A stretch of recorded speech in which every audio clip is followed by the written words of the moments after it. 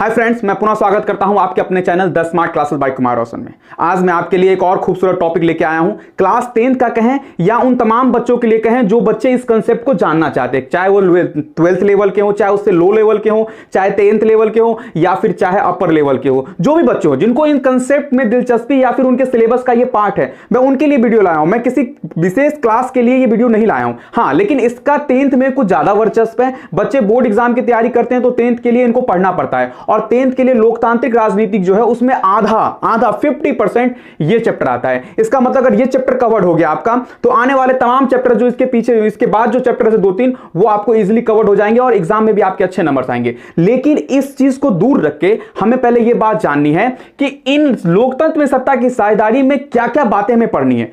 और सबसे बड़ी बात है, अगर आप मुझसे पढ़ रहे हैं तो आपको ये बात पता लग जानी चाहिए कि जो भी बातें मैं समझाऊंगा एकदम सिंपल और आसान भाषा में समझाऊंगा, और वादा करता हूं आपको सारी की सारी बातें समझ में आएंगी। और याद रखना, ये राजनीतिक शास्त्र जो है आपका, कहने का मतलब है कि लोकतांत्रिक राजनीति जो है क्लास 10 का, उसमें आधा भाग ये चैप्टर है। तो चैप्टर थोड़ा लंबा है, मैं इसको 2 पार्ट में डिवाइड करूंगा। आप कितने पार्ट्स होंगे वो आपको आगे समझ पता लग जाएगा कि मैं ये देखता हूं कि मुझे इसको समझाने में कितना समय लगेगा। तो वैसे मैं आपको बता दूंगा कितने पार्ट में वीडियो आने वाली है, लेकिन मैं कोशिश करूंगा इस पूरे चैप्टर को 2 पार्ट में डिवाइड किया जाए, ठीक है। तो और ये बहुत ही इंपॉर्टेंट चैप्टर है, प्रत्येक नागरिक के लिए भी और प्रत्येक स्टूडेंट के लिए भी ये बहुत इंपॉर्टेंट चैप्टर है। और आप धैर्य रखें, मैं अंत तक आप इस वीडियो को देखें। मैं पूरी कोशिश करूंगा कि जितनी आसान से आसान भाषा में हो, अगल बगल के पहलुओं को, अगल बगल के एग्जाम्पल को लेकर आपको समझाने की मैं समझा दूंगा। मैं किताबी भाषा को तो टच करूंगा ही करूंगा, लेकिन आपको समझाने के लिए आपके अगल बगल की जो कुछ एग्जाम्पल्स है वो उसमें फिट करूंगा, ताकि आपको आसानी से बिल्कुल सिंपल भाषा में आपको ये बातें समझ में आ जाए और आपको भी एहसास हो कि मैंने कुछ पढ़ा है। और एक बात, हाँ, इस कंसेप्ट को पढ़ने के बाद आप किसी भी टॉपिक लेवल के बच्चे हैं, आप अपने बुक को उठाना और बुक को उठाने के बाद जो भी उसमें चीज लिखा हुआ है, जो भी क्वेश्चन आंसर दिए हैं, आप आसानी से उस क्वेश्चन आंसर को समझ सकते हो, उस क्वेश्चन आंसर को डील कर सकते हो, बना सकते हो, और दूसरों को भी अपना जो आपके अंदर जो ज्ञान इस वीडियो को देखने के बाद मिलेगा वो दूसरों को भी आप के साथ भी साझा कर सकते हैं, दूसरों को भी आप दे सकते हैं। और आपको भी अनुभव होगा कि शायद सत्ता में साझेदारी के अंदर इतनी सारी बातें छुपी थी, आज हम देखेंगे, ठीक है। तो कहने का मतलब इसमें आपको बहुत सारी चीजें बताऊंगा। अभी बता देता हूं कि इसमें क्या क्या चीज हम पढ़ेंगे। सबसे पहले पढ़ेंगे कि सत्ता में साझेदारी क्यों, आखिर क्यों जरूरत है सत्ता में साझेदारी की, किस तरह सत्ता में साझेदारी लोकतंत्र को बचाता है। दूसरी बात, तीसरी बात जो इसमें है कि संघवाद ये क्या होता है, ये नगरपालिका, कार्यपालिका, ये क्षैतिज क्या होता है, ये ऊर्ध्वाधर वितरण क्या होता है, ये सारी बातों का समराइज मैं इस वीडियो में डालने वाला हूं। तो आप घबराए ना, बिल्कुल भी आप निश्चिंत होकर रहें, बिल्कुल धैर्य बांध के रहें, आपको इस वीडियो में सारी बातें मिलने वाली हैं। तो चलिए ज्यादा समय बर्बाद नहीं करते हुए चलते हैं अपने टॉपिक की ओर और देखते हैं कि इसमें हमें क्या क्या पढ़ना है। तो चलिए फ्रेंड, पहले हम यहां पे जो लिखी बातें उनको पहले जान लेते हैं। इसके अंदर घुसने से पहले ये जो दरवाजा है ना, लोकतंत्र में सत्ता की साझेदारी, इसका क्या बेसिक अर्थ है, पहले इसको जान लेते हैं। देखिए, लोकतंत्र का मतलब तो आप जानते ही हैं। जब हमारा देश राजतंत्र था, अंग्रेजों से पहले हमारा देश राजतंत्र था, राजाओं का शासन था। उसके बाद ब्रिटिश ने अपना शासन चलाया, और उसके बाद जब हमें देश में आजादी मिली तो हमने सोचा कि नागरिकों ने या भी सरकारों ने ये सोचा कि अब इस शासन व्यवस्था से तंग आ गए हैं, हमें एक ऐसी शासन व्यवस्था लानी चाहिए जिसमें जनता यानी प्रजा का कहीं ना कहीं रूप से भागीदारी हो और प्रजा के हाथ में ही यह शासन व्यवस्था हो, ठीक है।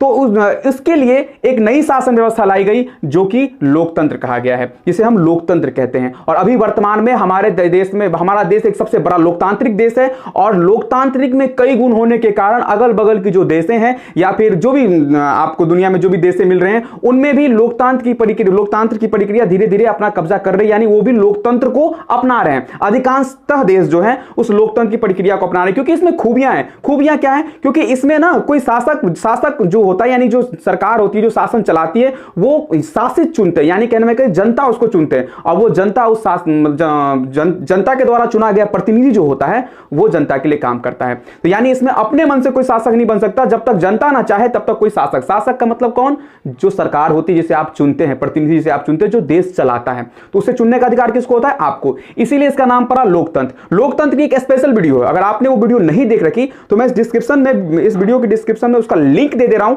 आप वहां जाके देख लें, वहां आपको सारी बातें समझ में आ जाएगी। मैंने लोकतंत्र पे एक स्पेशल वीडियो बना रखी है, ठीक है।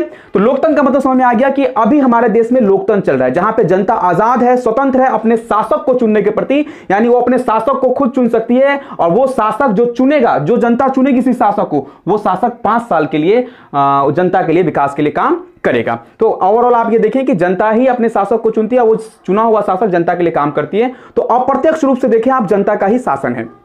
इसीलिए इसको लोकतंत्र कहा जाता है। अब बात करते हैं सत्ता। ये सत्ता क्या होता है? सत्ता मींस पावर।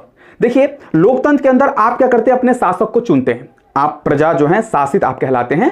तो जो आप लोग जो जिस शासक को चुनते हैं, क्यों चुनते हैं? ताकि वो आपके लिए काम करे। तो जिस शासक को आप चुनते हैं, जिस शासक को आप चुनते हैं, उस शासक के हाथ में पावर आ जाती है। पावर क्या आ जाती है? कि वो आपका विकास करे, आपके लिए नियम कानून बनाए, आपकी सुरक्षा करे, मतलब तमाम प्रकार के पावर उसके पास चले जाते हैं। तो वो जो पावर होता है उसे कहते हैं सत्ता। ये किसको मिलेगी? जिसको आप चुनोगे, जो जीतेगा, जो शासक बनेगा, उसको उसके पास आती है पावर। किस चीज की पावर? विकास करने की पावर। ठीक है, किसकी? आपके विकास की पावर। तो फिर उसे कहते हैं हम सत्ता। और बात आती है अब साझेदारी की। साझेदारी मतलब पार्टनरशिप। अब देखिए, है तो वैसे तो पार्टनरशिप होता है, लेकिन यहां पे शेयरिंग का मतलब हो रहा है, यानी बांटना। साझेदारी का मतलब क्या होता है? जब आप किसी काम को दो या दो से अधिक व्यक्ति मिलकर करते हैं, उसे साझेदारी कहते हैं। ठीक है, आपको समझ आ रही हो? तो इसका मतलब यहां पे अब कंफर्म है कि लोकतंत्र में, यानी अभी जो शासन व्यवस्था चल रही है, उसमें सत्ता की क्या होगी? साझेदारी होगी। यानी सत्ता किसी एक व्यक्ति के पास नहीं होगा, अनेक व्यक्तियों के पास होगा। अब सबसे बड़ी बात है, ऐसी पहलू क्यों आई?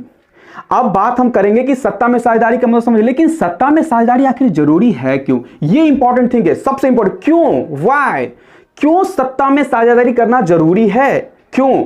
ये बहुत बड़ा प्रश्न है। अगर इस प्रश्न का जवाब मिल गया तो इस चैप्टर की सारी बातें आपके सामने खुली किताब की तरह हो जाएगी। आप जब मन चाहे, जैसे मन चाहे वैसे पढ़ सकते हैं। तो क्यों का जवाब हम ढूंढने चलते हैं और जानने की कोशिश करते हैं कि सत्ता में साझेदारी क्यों जरूरत है। अभी मैं भारत के बारे में कुछ भी बात नहीं कर रहा, अभी मैं आपको यह बता रहा हूं कि लोकतांत्रिक देश में सत्ता की साझेदारी होना क्यों जरूरी है। अभी मैं भारत पे नहीं आ रहा। तो चलिए हम जानते हैं कि आखिर सत्ता में, पावर में साझेदारी क्यों होनी चाहिए, यानी पावर सभी के बीच में क्यों बांटना चाहिए। पावर एक आदमी के पास ना होकर अनेक समूह, अनेक समुदाय, अनेक वर्ग में क्यों बांटना चाहिए। आखिर ऐसा क्यों होता है और क्या ऐसा करना सही है या गलत है, इस पे भी आप विचार कीजिएगा, क्योंकि आप स्टूडेंट अभी सीख रहे हैं और सीखने के लिए आपके दिमाग में 10 तरह के प्रश्न आने चाहिए और उस प्रश्नों का आंसर अगर आपको मिल जाए तो इसका मतलब आपको भी बात सीख गए हैं। तो 1000 तरह के प्रश्न उठाइए और सारे प्रश्नों का जवाब आपको इसी वीडियो से मिलेगा। तो हम जानने की कोशिश करते हैं कि सत्ता में साझेदारी आखिर क्यों आवश्यक है। तो चलिए फ्रेंड, जानने की कोशिश करते हैं कि आखिर सत्ता में साझेदारी क्यों होनी चाहिए। इसके लिए मैंने 2 एग्जांपल ले रखे हैं, एक बेल्जियम का और एक श्रीलंका। ये आपके बुक में दिया गया एग्जांपल है और ये आपको पढ़ना जरूरी है। मैं यहाँ भारत की बात नहीं कर रहा, भारत की बात अभी नहीं कर रहा, मैं उन तमाम लोकतांत्रिक देश की बात कर रहा हूं जिनमें लोकतंत्र स्थापित है और उनमें सत्ता में साझेदारी क्यों करना जरूरी है। मैं इस पर अभी चर्चा कर रहा है, अभी भारत की बात हम नहीं कर रहे। भारत पे भी आएंगे, तो इनको समझिए। ये दोनों मैंने टॉपिक इसलिए रखा है कि ताकि आपको ये बात समझ में आ जाए कि इन दोनों देश के एग्जाम्पल से कि सत्ता में साझेदारी होने से क्या होता है और नहीं होने से क्या होता है। तो आपको लगेगा कि शायद सत्ता में साझेदारी करके ही देश को बचाया जा सकता है। ठीक है, तो चलिए मैं एक एक बात को खोल के समझाऊंगा। यहां पे लिखा हुआ है कि बेल्जियम की कहानी, पहले बेल्जियम की कहानी को समझते हैं। यहां बहुसंख्यक और अल्पसंख्यक 2 बात मैंने दे रखी है। बहुसंख्यक का मतलब क्या होता है, अल्पसंख्यक का मतलब क्या होता है। देखिए, बहुसंख्यक का मतलब होता है कि जिनकी संख्या बहुत ज्यादा हो और अल्पसंख्यक का मतलब होता है जिनकी संख्या बहुत कम हो, यानी बहुसंख्यक से संख्या कम हो, उसे कहते हैं अल्पसंख्यक। ठीक है, तो आप समझ गए। अब एक बात समझिए, आप जिस घर में हैं या आपके समाज में जो लोग रहते हैं वहां पे अनेक प्रकार की भिन्नताएं होती हैं। भाषा के आधार पर, जाति के आधार पर, धर्म के आधार पर, लिंग के आधार पर अनेक तरह की भिन्नताएं होती हैं। अरे भाई, वो छोटी जाति है, मैं बड़ा जाति हूं। अरे वो गरीब है, मैं अमीर हूं। वो ईसाई धर्म है, वो मुस्लिम धर्म है, इस्लाम धर्म है, मैं हिंदू धर्म हूं। यानी कहीं ना कहीं ये विविधता है। विविधता मतलब भारत तो विविधता से भरा हुआ देश ही है। अलग अलग प्रकार के लोग यहाँ पे रहते हैं, सबका समुदाय, सबकी सांप्रदायिकता, सबका धर्म, जाति अलग अलग है। और यही भिन्नता हमारे देश में, किसी भी लोकतांत्रिक देश में, लोकतंत्र को बर्बाद ना करे, देश को बर्बाद ना करे, इसीलिए सत्ता में साझेदारी की जाती है। इसी बात को मैं समझाने की यहाँ कोशिश कर रहा हूं। ठीक है, तो बहुसंख्यक जो थे, बहुसंख्यक का मतलब होता है जिनकी संख्या ज्यादा होती है और अल्पसंख्यक का मतलब होता है जिनकी संख्या बहुसंख्यक से थोड़ी कम होती है, यानी कि जिनकी संख्या कम होती है। अब बेल्जियम की बात करें, बेल्जियम यूरोप में एक छोटा सा, यूरोप महादेश में एक छोटा सा देश है जिनकी जनसंख्या लगभग 2017 के अनुसार 1 करोड़ 10 लाख के आसपास थी। ठीक है, वहां पे क्या हुआ, विवाद हुआ। विवाद कैसे होता मतलब वहां पे क्या था कि बहुसंख्यक यानी डच, एक भाषा थी डच और एक भाषा थी फ्रेंच जो वहां पे बोली जाती थी। एक जर्मन भाषा भी वहां पे बोली जाती थी, लेकिन जर्मन भाषा मात्र 1% लोग बोलते थे, इसलिए मैंने यहाँ नहीं लिखा है। विवाद तो इन दोनों में हुआ था। तो एक भाषा, एक समुदाय जो था वो डच भाषा बोलता था और एक समुदाय जो था वो फ्रेंच भाषा बोलता था। यानी कहने का मतलब है, यानी 59% जो थे वो डच भाषी थे और 40% जो थे वो थे आपको फ्रेंच भाषी बोलने वाले। यानी डच बोलने वाले की संख्या ज्यादा थी और फ्रेंच बोलने वाले की संख्या कम थी। ठीक है, लोकतंत्र तो वहां लगा हुआ था, ध्यान समझिएगा, लोकतंत्र तो वहां लगा हुआ था। तो लोकतंत्र में चुनाव होता था तो क्या करते थे, लोग प्रतिनिधि को चुनते थे और सबसे ज्यादा प्रतिनिधि किसका चुना जाता था, डच भाषी, क्योंकि इसकी संख्या क्या थी, ज्यादा थी। वहां पे भाषा के नाम पे विवाद था, जैसे हमारे देश में जाति वाति के नाम पे होता है ना, यार फल्लमा जाति को नहीं देंगे अपने जाति को वोट देंगे, यार फल्लमा धर्म को नहीं देंगे अपने धर्म को देंगे। लेकिन वहां पे भाषा पे था, वो डच भाषा वाला है उसको नहीं वोट देना है, डच वाला बोलता था, फ्रेंच वाला बोलता कि डच भाषी को नहीं देना है, और डच भाषी बोलता फ्रेंच भाषी को नहीं देना है। लेकिन संख्या किसकी थी बउआ, डच भाषी की। जब संख्या डच भाषी की ज्यादा थी तो इसका मतलब सत्ता में ज्यादा कौन आएगा, कौन जीतेगा, यानी केंद्र सरकार जो होगी, सरकार जो होगी वहां पे किसका मंत्री ज्यादा पहुंचेगा, तो आप बोलोगे सर डच भाषा, क्योंकि डच भाषा की संख्या ज्यादा है। अब बचाओ, यहां पे मंत्री जब डच भाषा का ज्यादा पहुंचा और यहां पे विवाद चल रहा है, तो पहुंचेगा तो इसका भी मंत्री, क्योंकि 40% इसकी भी संख्या है, लेकिन सबसे ज्यादा किसका मंत्री पहुंचेगा, डच भाषा का। ध्यान समझना।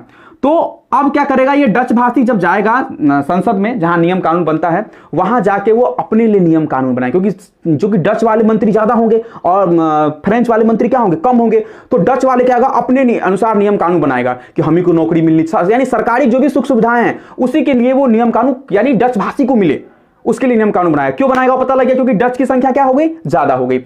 अब क्या होने लगा, ऐसा होने से क्या होने लगा, इन दोनों भाषियों में एक तनाव होने लगा कि अब ये दोनों ये सब आंदोलन करने लगे कि भाई हम लोग फ्रेंच भाषी हैं और ये डच भाषी की संख्या ज्यादा है, तो ये लोग ज्यादा मंत्रियों की संख्या हो जाती है और हमारी संख्या कम है, तो हम नियम को पारित नहीं कर पाते। नियम बनाने समय क्या होता है, सदन में क्या होता है कि जिनकी मंत्रियों की संख्या जाती है, जिनके वोट्स होते हैं बनाने के लिए, तो जिनकी मंत्रियों की संख्या ज्यादा होगी उनके पक्ष में ज्यादा नियम कानून बनाएंगे, वो अपने फायदे के लिए ज्यादा नियम कानून बनाएंगे। तो वैसा ही होता था डच भाषियों के साथ। डच भाषियों की मंत्री की संख्या ज्यादा थी क्योंकि इनकी जनसंख्या ज्यादा थी बोलने वाले की, तो डच के मंत्री ज्यादा जाते थे, यानी डच भाषा वाले मंत्री ज्यादा पहुंचते थे संसद में और ये कम पहुंचते थे। तो जिसके कारण डच के जो मंत्री होते थे वो डच भाषियों के लिए ज्यादा नियम कानून अप्लाई करते थे, बनाते थे, जिससे डच भाषियों को ज्यादा फायदा होता था।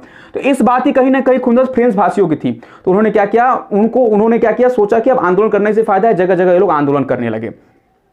और आंदोलन करते करते उनको ऐसा लगने लगा, बेल्जियम को ऐसा लगने लगा कि हमारे देश में गृह युद्ध हो सकता है। गृह युद्ध मतलब क्या, जो आपके अपने ही देश के अंदर युद्ध हो जाए उसे गृह युद्ध कहते हैं। तो उनको लगा कि शायद हमारे देश के अंदर गृह युद्ध हो सकता है अगर इन दोनों भाषियों को नहीं रोका गया। तो लोकतंत्र तो है, जनता ही प्रतिनिधि को चुन रही है, लेकिन जिसकी संख्या ज्यादा है वो मंत्री बन के ऊपर ज्यादा जा रहा है, और मंत्री बन के ऊपर ज्यादा जा रहा है, इसका मतलब वो अपने नियमानुसार यानी अपने फायदे के लिए सरकार बनाएगा, कंफर्म बात है। ठीक है, तो इससे क्या होगा, इसमें असंतोष की भावना पैदा हो गई और ऐसी स्थिति पैदा हो गई डच भाषी और फ्रेंच भाषी में कि गृह युद्ध की संभावना पैदा हो गई। तब सरकार ने क्या किया, सरकार ने सोचा कि कुछ तो ऐसा करना चाहिए ताकि इन दोनों के बीच में समानता है और जो युद्ध जो होने वाला इन दोनों का वो युद्ध खत्म हो जाए, ताकि हमारा देश विवाद में ना फंसे। ऐसा ना हो कि हमारा देश दो टुकड़ों में बंट जाए, एक डच भाषी के लिए, एक फ्रेंच भाषी के लिए। तो इन तमाम विवादों को रोकने के लिए सरकार ने अपने संविधान में कुछ प्रावधान किए, संविधान में कुछ संशोधन लाए, और उस संशोधन के बाद जो बेल्जियम की स्थिति थी वो ऐसी स्थिति बनी कि पूरे देश को, जो भी पूरा वर्ल्ड में जो भी देश था जिसने लोकतंत्र को अपनाया था, उसको इससे सीखना पड़ा। अब क्या अपनाया देखिए, सिंपल सी बात है, इस गृह युद्ध को रोकने के लिए क्या करना था, इसको बढ़ावा देना। इसको पता लग रहा था कि मैं इससे हट रहा हूं, मैं अब इस सरकार से हट रहा हूं, या मेरी स्थिति सरकार में नहीं बन पा रही है, या फिर मेरी जो मनोकामना है वो सरकार में नहीं सरकार से पूरी हो पा रही है। तो सरकार ने सोचा कि इसकी स्थिति जो खराब हो रही है तो इसको बढ़ाया जाए मतलब क्या कि इसको सत्ता यानी पावर तो अब किसके पास ज्यादा थी, डच भाषी के पास। तो सरकार ने सोचा कुछ ऐसा प्रावधान करे संविधान में ताकि ये जो फ्रेंच भाषी ये लोग भी आगे आए और इनके पास भी पावर आए। जब इनके पास पावर आ जाएगी तो ये भी खुश होंगे, भाई मेरे पास भी, डच भाषी के पास भी पावर है, मेरे पास भी पावर है, दोनों मिलकर अपने अपने समुदाय के लिए काम करेंगे, अपने अपना विकास करेंगे। तो सरकार ने कुछ प्रावधान किए। क्या प्रावधान किए देखिए, पहला, मंत्रियों की संख्या बराबर कर दी गई। कहां पे, केंद्र में।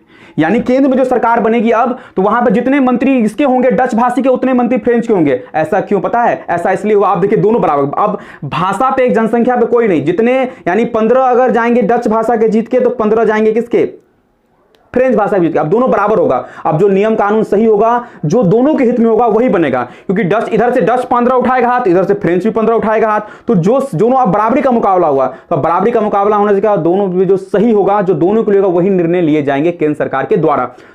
तो इससे क्या किया गया, इस दोनों में जो युद्ध होने वाला था उसको बचाया गया। क्या कहा सरकार ने कि संविधान में तुरंत संशोधन करो, नहीं तो गृह हो जाएगा, दोनों लड़ लेगा। क्या कि मंत्रियों की संख्या क्या कर दो, बराबर कर दो। यानी केंद्र सरकार में मंत्री, जितने मंत्री इसके आएंगे डच भाषी के, उतने ही फ्रेंच भाषी के आएंगे। तो थोड़ी संतोष की भावना पैदा हुई, किसमें, फ्रेंच में। दूसरा क्या कहा गया, दूसरा कहा गया कि दूसरी बात जो है वो ये है कि यहां पे कहा गया कि जब भी कोई कानून बनेगा, जब भी संसद में कोई कानून बनेगा, तो दोनों के मंत्री यानी दोनों भाषाई के लोग जो है अपने अपने कानून यानी उस कानून के पक्ष में वोट करेंगे। तो ये कोई बात अलग नहीं है। अब देखिए यहां पे मंत्रियों की संख्या जब बराबर हो गई, तो इसका मतलब है कि अब अच्छा ही कानून बनेगा। इधर से भी वोट उतना ही आएगा, इधर से भी वोट उतना ही आएगा। पहले क्या था, डच की संख्या ज्यादा थी तो डच वालों का वोट ज्यादा होता था, तो जो डच जो थे वो अपने नियम अनुसार, मतलब अपनी सुविधा के लिए कानून बनाने लगे थे। लेकिन अब ऐसा नहीं होगा। तो दो बातें हुई। तीसरी बात क्या हुई, तीसरी बात यह हुई कि वहां पे संघ शासन, यानी कहने का मतलब है कि वहां पे एक सामुदायिक सरकार का भी निर्माण किया गया। सामुदायिक सरकार का मतलब क्या होता है, सामुदायिक सरकार का भी निर्माण किया गया। ये सामुदायिक सरकार क्या होता है, देखिए दो भाग में तो बटा हुआ था बेल्जियम, एक डच के भाग में और डच के हिस्से में था डच बोलने वाला और एक फ्रेंच बोलने वाला। तो सरकार ने कहा ठीक है, केंद्र सरकार में तो मंत्रियों की संख्या हमने बराबर कर दी है, अब एक काम और करते हैं, सामुदायिक सरकार का निर्माण करते। सामुदायिक सरकार मतलब क्या, आप अपने समुदाय में, डच भाषी आप अपने समुदाय में अपनी एक अलग सरकार बनाइए, और फ्रेंच भाषी कहा कि आप अपने भाषा में अपनी एक अलग सरकार बनाइए, और उस सरकार को हम केंद्र की तरफ से कुछ पावर दे देंगे। आपका पावर अलग रहेगा, आपका पावर अलग रहेगा, और अपने अपने पावर में आप काम करना। सामुदायिक सरकार का मतलब कि अपने समुदाय के लिए, यानी कि डच भाषी के लिए अपनी एक सरकार बनी और फ्रेंच भाषी के लिए अपनी एक सरकार बनी, और उसे ही कहते हैं सामुदायिक सरकार, यानी अपने समुदाय के लिए एक सरकार बनाना। और यह सबसे बड़ा ठीक पॉइंट था जिसने वहां पे गृह युद्ध को पूर्ण रूप से समाप्त कर दिया। तो क्या हुआ, वहां पे सामुदायिक सरकार बनाने का अधिकार मिल गया डच भाषी को भी और फ्रेंच भाषी को भी, और डच भाषी ने भी अपनी एक सरकार बनाई और फ्रेंच भाषी ने भी अपनी एक सरकार बनाई। और केंद्र सरकार में तो मंत्रियों की संख्या बराबर थी, और क्या किया, केंद्र सरकार ने उस जो सामुदायिक सरकार थी उनको कुछ पावर भी दे दिया कि लो तुम अपना काम करो, तुम अपना काम करो, ताकि दोनों भाषाओं के बीच विवाद उसको सुलझा जाए। ठीक है। और तीसरी जो बात थी, सबसे इंपॉर्टेंट जो बात थी, यहां पर कौन सी व्यवस्था लाई गई, सबसे बड़ी बात यहां पे जो सबसे इंपॉर्टेंट जो बात है, तीसरी जो व्यवस्था लाई गई वो ये व्यवस्था थी, यानी कि संघवाद। संघवाद मतलब क्या होता है कि केंद्र के नीचे, अब देखो यहां पे केंद्र सरकार तो है ही है, और केंद्र के नीचे कौन सी सरकार आ गई, आप सामुदायिक सरकार। तो केंद्र सरकार ने कुछ पावर इसको दे दिया, किसको दे दिया, सामुदायिक सरकार को। तो सामुदायिक सरकार भी अपने पावर के अंदर आप काम करने लगी, उनको जो पावर मिला वो काम करने लगी। ऐसा नहीं कि आप डच के भरोसे फ्रेंच बैठेंगे, आप फ्रेंच के वजह डच बैठेंगे, नहीं, आपको अपना अपना अधिकार दिया, अपना अपना विकास आप खुद कीजिए। तो ये तीन व्यवस्थाएं जो चार व्यवस्थाएं जो आई, इस संविधान में बदलाव हुआ, जिससे कारण बेल्जियम जो था उसमें जो है गृह युद्ध की जो संभावना बन रही थी डच और फ्रेंच के बीच में, उसको क्या कर दिया, पूर्ण रूप से समाप्त कर दिया गया। ठीक है, ये बात है। और अब चलते थोड़ा श्रीलंका की ओर, और श्रीलंका की जाए, श्रीलंका की क्या कहानी, श्रीलंका में सीधा इसका उल्टा हुआ। उल्टा क्या हुआ, वहां बहुसंख्यक माने ज्यादा बोलने वाले यानी ज्यादा भाषा बोलने वाले व्यक्ति थे, सिहली भाषा बोलने वाले ज्यादा व्यक्ति थे, और अल्पसंख्यक यानी कम संख्या थे किनकी, तमिल बोलने वाले की। वहां भी भाषा को लेकर विवाद हुआ, यहां भी भाषा को लेकर विवाद हुआ, और श्रीलंका में भी भाषा को लेकर विवाद हुआ। ये एशिया महाद्वीप का एक देश है और हमारे बगल में ही है।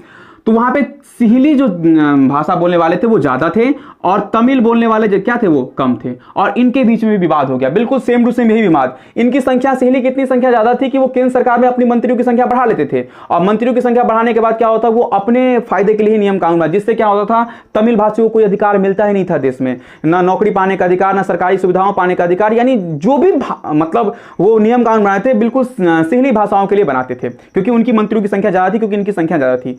सेम यहाँ पे जो कंडीशन हुआ, यहाँ भी हुआ, इन दोनों की भाषा वालों में टकराव शुरू हो गया। लेकिन यहाँ पे जो केंद्र सरकार थी, केंद्र सरकार जहाँ पे सिहली भाषी लोग बैठे हुए थे, उन्होंने कि नहीं, हम इसको नहीं मानेंगे, हम जनता के द्वारा ही ना चुन के आए हैं, लोकतंत्र तो हमने अपनाया ही है, हम इसको क्योंकि इसको जनता ने चुना ही नहीं है। लेकिन ये बात लोग नहीं समझ रहा था कि इनकी संख्या कम है तो ये जनता की कैसे जीतेंगे। तो ये बार बार कह रहे थे कि नहीं नहीं, तमिल को भी तो खड़ा हुआ था, नहीं जीता तो हम क्या करें, जनता ने तो हमको चुना है, नहीं वो उसकी बात नहीं चलेगी, हम जो कहेंगे वही चलेगा। इसके कारण ये गृह युद्ध, इसने अपने संविधान में संशोधन नहीं किया और जिस कारण गृह युद्ध हो गया। युद्ध हो गया कि लाखों आदमी इसमें मारे गए। ऐसा युद्ध हुआ तमिल और सिंहली के बीच में कि लाखों आदमी मारे गए। और जब युद्ध हुआ और जब युद्ध खत्म हुआ, जब लाखों आदमी की जान गई, तब जाके सरकार को लगा कि संविधान में संशोधन करना चाहिए, नहीं तो फिर देश बर्बाद हो जाएगा। तब जाके संविधान में संशोधन हुआ। देखिए दोनों के मॉडल देखिए आप। यहां पे बेल्जियम में जब जैसे ही अनुभव हुआ कि डच और फ्रेंच में युद्ध होने वाला है, उन्होंने कुछ संविधान में संशोधन कर दिए, दोनों को बराबर अधिकार देने की कोशिश की और अपनी अपनी सरकार बनाने को भी कहा गया, सामुदायिक सरकार कहा गया। लेकिन श्रीलंका में बिल्कुल उसका उल्टा हुआ, ये ऐसी बातें नहीं हुई, जिसके कारण क्या हुआ, सिंहली और तमिल में एक गृह युद्ध हुआ, यानी गृह मतलब घर के अंदर युद्ध हुआ और लाखों आदमी की जान गई। तो आप ये बात आप समझ रहे हैं, आप ये बात समझ रहे हैं कि आपके भी देश में, आपके भी राज्य में कुछ लोगों की संख्या ज्यादा है तो कुछ की कम है, चाहे वो जाति के आधार पर हो, चाहे वो धर्म के आधार पर हो, चाहे वो भाषा के आधार पर हो, चाहे रंग के आधार पर हो, चाहे लिंग के आधार पर हो, किसी ने कोई ना कुछ ऐसा तो है जहां पे कुछ ज्यादा है तो कुछ कम है। तो जो ज्यादा होते हैं ना, वो कम को हमेशा दबाने की कोशिश करते हैं। तो सरकार कहती है कि भाई साहब कम को भी सत्ता में साझेदारी दे दो, यानी पावर में सत्ता, उसको भी पावर दे दो जो नीचे दबी हुई है। तो इससे क्या होगा, नीचे वाले जो है वो आंदोलन विद्रोह नहीं करेंगे, वो भी साथ साथ चलेंगे और लोकतंत्र बरकरार रहेगा, लोकतंत्र बचा हुआ रहेगा। इसी को असली माने में कहते हैं सत्ता की साझेदारी। तो आई होप थोड़ा थोड़ा बात आपको पता लग गया होगा कि सत्ता में साझेदारी क्यों जरूरी है। सत्ता में साझेदारी इसलिए जरूरी है कि हमारे समाज में अनेक प्रकार के लोग, अनेक प्रकार की जाति, अनेक प्रकार के धर्म के लोग वास करते हैं। इनमें के कारण कहीं विभाजन ना हो जाए हमारे देश का, इनके कारण हमारे देश से कहीं टुकड़े ना हो जाए या फिर हमारे देश से कई समुदाय में बंट ना जाए, इसीलिए सत्ता में साझेदारी की जाती है ताकि छोटे वर्ग भी ऊपर की ओर उठ सकें, जिनकी संख्या कम है वो भी सत्ता में आ सके, वो भी पावर में आ सके और वो भी खुल के राजनीति कर सके, देश के विकास में अपना योगदान दे सके। तब ये संभव होगा जब सत्ता में क्या होगी, साझेदारी होगी, यानी पावर सबको दिया जाएगा, लो तुम करो। तो ये तो किताब का एग्जांपल था। मैं एक छोटा सा एग्जांपल आपको और समझाता हूं, आपको सारी बातें क्लियर हो जाएगी। चलिए फ्रेंड, मैं आपको बताता हूं एक सिंपल सा आपके घर का एग्जांपल लेके, ताकि आपको पता लग जाए कि सत्ता में साझेदारी क्यों जरूरत है। ठीक है, मान लीजिए आपने सोचा कि मुझे एक मेला करना है, आपने सोचा कि मुझे एक मेला करना है, मेला लगाना है गांव में। ठीक है, आपने क्या किया, पूरे गांव के लोगों से चंदा जमा किया, जिसमें कि आप मेन कितने आदमी थे, 5 आदमी मेन थे। हर मेला में कोई 4-5 आदमी मेन कमेटी होता है, वो क्या करता है, सारे काम भार को देखता है। आपने क्या किया, पांचों ने क्या किया, बहुत मतलब कहने का मतलब है कि खूब तन मन लगाया, चंदा जमा किया और सोचा कि मेला करना है, मेला किया भी।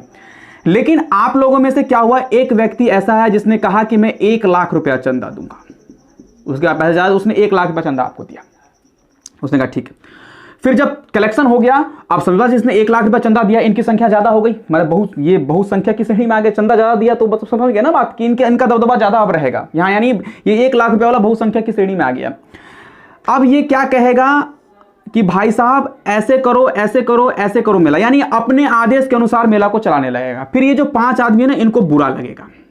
बुरा क्या लगेगा, बोलेगा कि देखिए भाई साहब, हमने सबने मिलकर शुरू किया था और ये अकेला आदमी जिसने 1 लाख रुपया चंदा देते, ये तो बोल रहा है कि मैं अकेले मेला करूंगा, या फिर अपने आदेश को ज्यादा चला रहा है। तो इनके मन में तकलीफ होने लगेगी और तकलीफ ही नहीं होगी। ये 2 दिन के बाद मेला छोड़ के भाग जाएंगे, बोलेंगे बाट इतना मेहनत किया यार, और ये पता नहीं 1 लाख रुपया चंदा दे दिया तो बोल रहा है कि मैं मेला का सारा कारोबार मैं संभालूंगा, मेरे अनुसार सब चले। ऐसा नहीं होता, मैं जा रहा हूं, मुझे कोई काम नहीं है, मैं चंदा ले लो मेरा, मैं जा रहा हूं, मेला वेला करने की जरूरत नहीं है। ऐसा होगा क्या, ये सारे के सारे टूट जाएंगे, बिखर जाएंगे। और ये जो है ये बात मानने के लिए तैयार नहीं है। ये बोल रहा है कि नहीं, मैंने 1 लाख रुपया दिया है, तुमने जितना ने दिया उससे दुगुना मैंने दिया है, तो मेरी बात क्यों नहीं मानोगे। मूर्ति वहां से लाओ, साउंड उसका लेके आओ, प्रसाद ये लगाओ, डेकोरेशन ऐसे होना चाहिए, दुकान यहां लगनी चाहिए।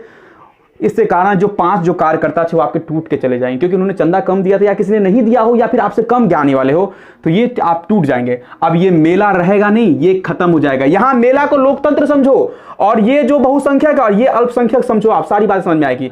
लेकिन अब कोई समझदार आदमी आया, उसने बोला कि यार ये तो मेला टूट रहा है, कुछ तो करो नहीं तो मेला खत्म हो जाएगा, मेला खत्म हो जाएगा। फिर ये इसको समझाएगा, बोलेगा कि देख भाई ऐसा करेगा तो मेला खत्म हो जाएगा। उसने कहा कि मैं समझने वाला हुई नहीं। बोला अच्छा ऐसी बात है। उसने बोला कि चलो एक पेपर निकालो और पेपर पर कुछ लिखो, एक रूल्स बताओ जो संविधान में होता है, जो सरकार बनाती है, रूल्स नियम। बोला एक रूल लिखो, बोलो उसमें लिखो, मेला को सब कमेटी मेंबर को बुलाएगा, बोलेगा लिखो कि एक रुपया जिसने दिया हो, चाहे 1 लाख रुपया दिया हो, वो मेला का मालिक है। जैसे चाहे वो गरीब हो, चाहे अमीर हो, चाहे छोटी जाति हो, चाहे बड़ी जाति हो, वो देश का उतना ही अधिकार उसको है जितना कि एक गरीब आदमी को है। तो यानी कहने का मतलब यह है कि यहां पे 1 लाख का जितना लेने वाले का अधिकार जितना होगा, उतना ही यहां पे 1 रुपए देने वाले का अधिकार होगा। तो सारी बातें लिख ली, एक प्रोस्पेक्टस तैयार हो गया कि इस अकॉर्डिंग पे मेला किया जाएगा। अब इन 5 को बुलाया जाएगा, जो 5 भाग गए थे, बोला मैं नहीं आऊंगा, ये सब अपना काम कर रहा है। इस 5 बोला भाई रुक रुक, तू क्या कर, साउंड वाला का काम देख, साउंड कहां से आएगा तू अपना दिमाग लगा, इसमें हमको कुछ नहीं कहेंगे। इसको बोला जाएगा भाई साहब देख तू मूर्ति कहां से आएगा तू बात कर। इसको बोलेगा देख मेला किस ग्राउंड में लगेगा, कहां लगेगा वो तुम्हारा काम है, कहां दुकान लगेगा कहां नहीं। इसको बोलेगा देख तू प्रसाद कहां लगा, क्या प्रसाद होना चाहिए, कब प्रसाद बंटना चाहिए, क्या प्रसाद बंटना चाहिए, ये तू डिसाइड कर। और इसको बोलेगा, इस 5वें इंसान को बोलेगा कि भाई देख मेला की पूरी निगरानी तेरे हाथ में होनी चाहिए कि मेला में कोई गड़बड़ी ना। अब ये 5 खुश हो जाएगा, बोलेगा यार मेला में मेरी साझेदारी हो गई। अब ये क्या होगा, अब ये मेला टूटने के बदला अब ये 5 और जोश से काम करेगा। और जब ये जोश से काम करेगा तो मेला और रंग के ऊपर जाएगा, और रंग मतलब कहने का मतलब है जितना मेला होना चाहिए था उससे कई गुना ऊपर जाएगा। अब सोचिए कि इस 5 को आपने अपना अपना काम दे दिया, इसका मतलब मेला में क्या कर दिया आपने, साझेदारी दे दी। इसका मतलब यहां मेला क्या था, लोकतंत्र, यानी लोकतंत्र में आपने इसको साझेदारी दे दी। इसका मतलब है कि अब जो है ये मेला खूब बढ़िया चलेगा, और बढ़िया चलेगा मतलब क्या, दौड़ेगा। इसी तरह लोकतंत्र में अगर आप सत्ता में साझेदारी कर दिया, यानी सभी वर्गों को आप लोकतंत्र में कहते हैं कि आओ साझेदारी लो, अपना अपना काम निभाओ, तो लोकतंत्र कभी नहीं टूटेगा। अनेक प्रकार की भिन्नता भी हमारे देश में, अनेकता भी है, लेकिन तब भी हम एक होकर काम करेंगे, ये लोकतंत्र की जिम्मेदारी है। इसीलिए सत्ता में क्या होती है, साझेदारी होती है। तो ये मेला के एग्जांपल से आपको बात समझ में आ गई होगी कि सत्ता में साझेदारी क्यों जरूरी है। अगर साझेदारी ना करें तो हमारा देश कई टुकड़ों में टूट जाएगा, हमारा देश कई समुदायों में बढ़ जाएगा, और लोकतंत्र हम हल्ला कर रहे हैं वो असफल हो जाएगा, जिस तरह से ये मेला असफल हो जाता। तो आई होप आपको ये बात पता लगी होगी कि सत्ता की साझेदारी क्यों जरूरी है। लेकिन ये वीडियो ज्यादा लंबा हो रहा है तो मैं इस वीडियो को यहीं खत्म करूंगा। लेकिन अगली वीडियो में मैं आपको इसके अगला पार्ट, यानी इससे अगला पार्ट मतलब कि सत्ता में जो साझेदारी हो रही है वो उसका भारत में कैसे इस सत्ता में साझेदारी हो रही है, भारत जैसे लोकतांत्रिक देश में इसके कैसे कैसे रूप में इसको बांटा जा रहा है, किस किस तरह से हम सत्ता में साझेदारी कर रहे हैं, कैसे जाति असमानता है, क्या सांप्रदायिकता है, क्या भाषा नीति है, सबके बारे में जानेंगे। लेकिन इस वीडियो में अगर मैं समझाऊं तो शायद वीडियो बहुत लंबा हो जाएगा और मुझे स्पीड में भागना पड़ेगा। तो मैं स्पीड में भागना नहीं चाहता, मैं आपको सारी बातें क्लियरली समझाना चाहता हूं। तो आप इस वीडियो को यहीं रोक दें और अगली वीडियो का इंतजार करें, या नहीं तो इस वीडियो के डिस्क्रिप्शन में जाए, हो सकता है कि आपको इस वीडियो का लिंक मिल जाए अगर मैंने वीडियो रिकॉर्ड करके डाल दी होगी। अगर आप लेट देखेंगे तो आपको वीडियो के डिस्क्रिप्शन में इस वीडियो का लिंक मिल जाएगा, जो इसके अगले भाग वाले वीडियो है। 3 भाग में वीडियो को मैं तोड़ रहा हूं, एक इस में और एक भारत की लोकतांत्रिक में सत्ता की साझेदारी कैसे होती है, भारत अपने बारे में यानी अपने देश के बारे में समझना है, और तीसरा जो आने वाला खूबसूरत ग्राम पंचायत के लेवल त्रिस्तरीय चुनाव जो होता है, त्रिस्तरीय जो व्यवस्था होती है गांव की पंचायत की, उसके बारे में हम पढ़ने वाले हैं डिटेल से। तो आई होप आपको यह कंसेप्ट समझ में आ गया होगा। इसमें बस हमने इतना सीखा कि सत्ता में साझेदारी क्यों, और ना हो सत्ता में साझेदारी तो क्या होता है। तो इसको थाम के रखें, इस नॉलेज को समेट के रखें, और चलिए अगले वीडियो पे और देखिए कि सत्ता में साझेदारी भारत में कैसे की जाती है। अगर आपको ये वीडियो अच्छी लगी हो तो वीडियो को लाइक शेयर जरूर कीजिएगा, चैनल को सब्सक्राइब जरूर कीजिएगा। ठीक है, फिर मिल रहे हैं अगले ही वीडियो में, तब तक के लिए जय हिंद।